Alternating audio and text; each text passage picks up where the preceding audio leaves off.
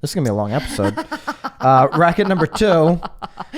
Oh my gosh. And we'll link up both of those YouTube videos. We'll also link up the link for Brad Inman's Facebook post. You can read through those comments. To see it, though? But yeah, but if you're a real estate agent, you should join the Inman. Yeah. You know, that you can get referrals out of that too. Sometimes people are posting there. So, all right. Anyways, Realtor Mag, Nicole White selection. Well, I mean, we're right off the heels of Thanksgiving. Yeah. So let's continue to be grateful. Okay, here we go. What real estate has to be grateful for in 2020? I will just start off by saying a whole heck of a lot. I mean, outside of like New York City, Hoboken, maybe like downtown LA, like outside of, you know, some of the major cities, basically 99% of real estate agents should be extremely thankful. Like for us here in Connecticut, we've been essential this whole time. We've been able to help a lot of families this year. Well, especially if people can remember, there was probably like 2-3 week time frame where you just didn't know what was going to happen. You didn't know. I mean, and nothing I remember really was you were happening. telling me to cancel my cleaning lady. You were telling me to cancel. Well, I said Nicole, you got plenty of time to learn how to clean.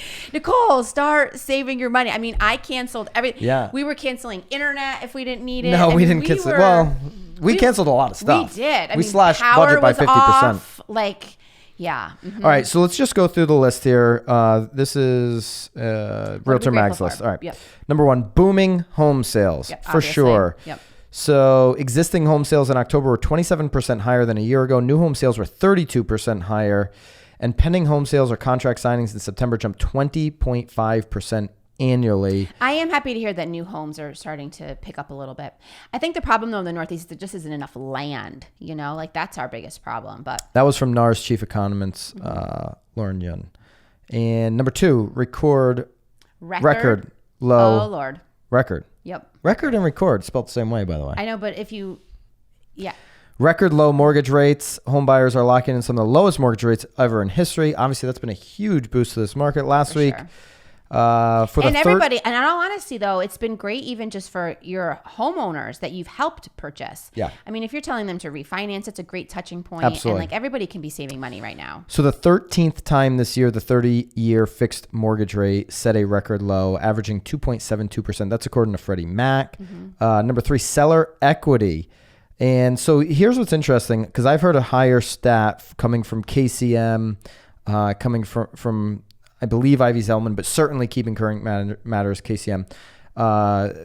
Here it says, in the third quarter, 16.7 million residential properties in the U.S., or 28.3% overall, were considered equity rich. That's from Adam Data Solutions, a real estate research data firm. A property is considered equity rich when the property owner has at least 50% equity in the home. I have heard KCM state 50%.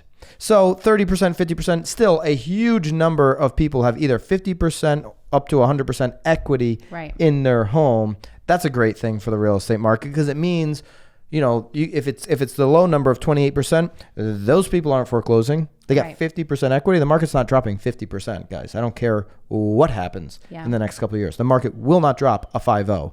You can take that one to the bank. I still don't have equity. Well, yeah, you do. No, not in my first house. I'm still struggling. We'll have that debate. We should have that debate. We've had that debate a number of times. No. All right. Number 4, technology. Okay, this could be a little bit of a racket here. You think? Yeah, because you can be grateful for the technology. Sure. Okay. Like, we were using Zoom before COVID. So, like, I'm not grateful that, like, this happened and then I learned new skills. No, that's not what they're saying. They're just saying that we should be grateful that technology was already happening so that we could stay connected the way that we have been able to. Correct. Yes. But it's also advanced these disruptors' influence on our industry tremendously. And we're going to talk about that in the marketeer a little bit. Because again, I read another article about the iBuyers are like not doing nearly as well as they should be. Again, not because of this, but mostly because of equity in your home. But are consumers now not more comfortable doing a Zoom walkthrough? Would a consumer not be more comfortable now downloading an app on their phone and going to see a house without an agent? Potentially, for sure.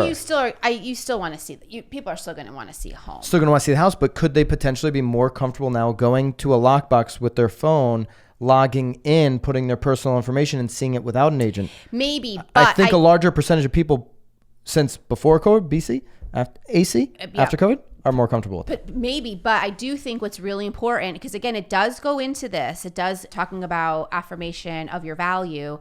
A lot of people that, and I can only speak to That's our number market. 6. Yeah, You're jumping past number 5. Because there are a lot of people that are moving into the state of Connecticut that are not from Connecticut. Correct. A lot of people moving around all over the country. So I do think, I agree with you that they probably do feel more safe doing it that way. But when you're entering a community that you know nothing about, you don't know anything about, no, that's a good point. So you need, Yep. they're still relying heavily on you. And so in fact, 89% of sellers used an agent to help with their sale, according to NAR. 88% of buyers reported using an agent. So still, basically 9 out of 10 people are using an agent in their real estate purchases. Right.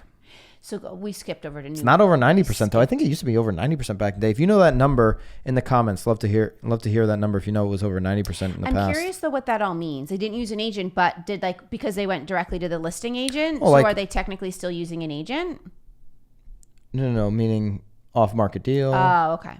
Or for sale by owner. Okay. Those kind of things. I do think that there was family and friends deal. There was I feel like there was a big uptick in for sale by owners though during all of this. Have you noticed? I don't know the number on that. The amount of Zillow things that were coming in that were like for sale by owners in my mind was huge. Number 5, we did number 6, affirmation of your value. Number 5, new priorities. So people now have prioritized like having more space in their house, having that pool, having 2 offices, all of that kind of thing. So it's definitely, we had a build up of inventory here locally in Connecticut of larger square footage homes. This has completely helped that problem. For sure. Yeah. For sure. And then number 7, basically the home being your sanctuary, right? Yeah. It's like nothing feels more precious this year than the safety of our homes. Well, it's because Shannon McGann, in them. NAR's chief advocacy officer, said, and we all believe Americans should have equal opportunity to a home of their own. Absolutely.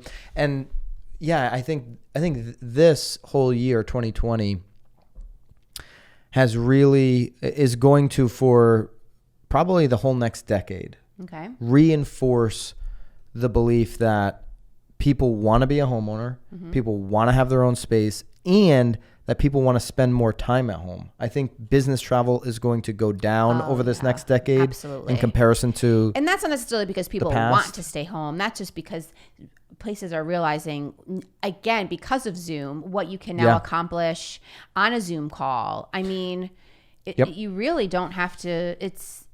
Our whole lives are going to change after this, in my mind.